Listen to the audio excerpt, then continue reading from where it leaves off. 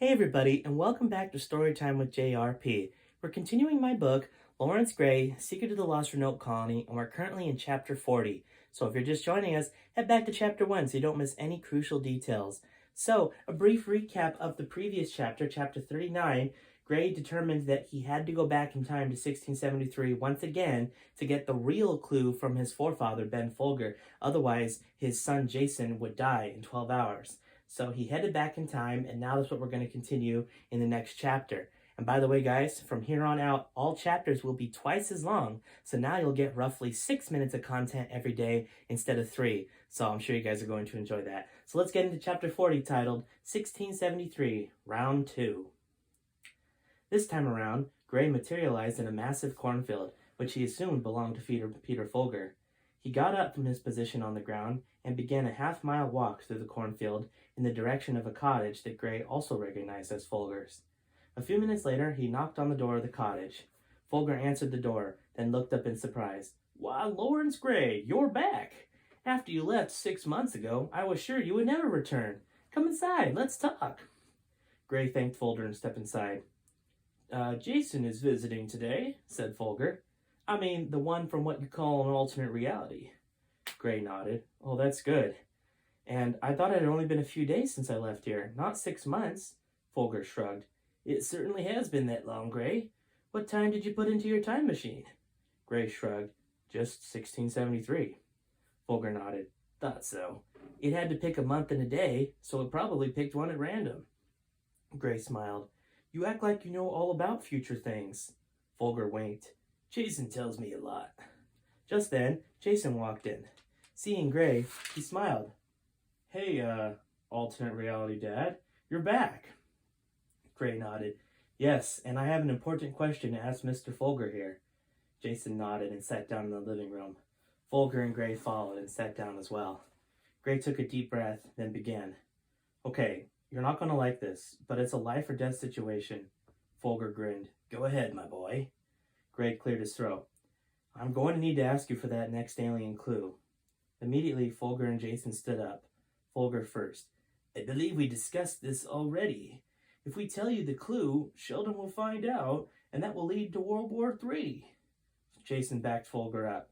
"Yeah, telling you will lead to millions of lives lost." Grey shook his head. "Everyone will just have to be responsible for themselves. I need it," Folger responded. "But why, Laurence?" Grey shrugged. I can't tell you." Jason raised his voice.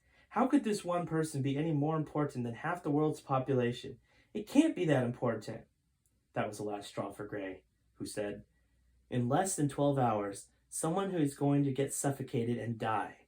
"Who?" yelled Jason. "You!" screamed Grey. Jason suddenly became very silent. Grey continued, "Your other reality self. And if he dies, so do you. Haven't you seen Back to the Future?" "That wasn't in the movie," stepped in Folger. Laurence grimaced. "Jason, how much do you tell this guy?" Jason didn't laugh and remained serious. "This is a tough one, Folger.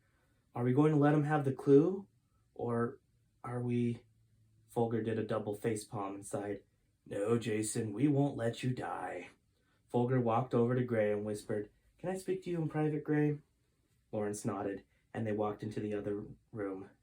There was a desk in there with a chair on either side. "Sit down, Grey," said Folger as he shut the study room door. He walked to the other side of the desk and sat down as well. "Grey," Folger began, "I have to tell you, I'm not at all for giving you the clue." Grey raised an eyebrow. "Yes, I believe we established that." Folger sighed. "And my reasons are the same as I earlier stated, except a few changes based on the information you provided me." Grey sat up in his seat. "Explain." Folger steepled his fingers. "This may be hard for you to hear, but it would be in the best interest of humanity to let your son die." Grey jumped up. "Just a minute. Oh, hold on. I'm not finished yet, Grey," interrupted Folger. Grey held up a stony silence. With a deep breath, Folger continued. "It's just that, to be frank, your son started all this. He's the one who came back in time, and Swanson stole the machine and became General Sheldon. Then that would lead to World War III. So if Jason dies, Swanson wouldn't steal the time machine, and the timeline would be restored.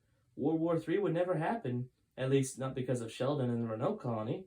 Billions of lives would be saved." Gray swallowed hard.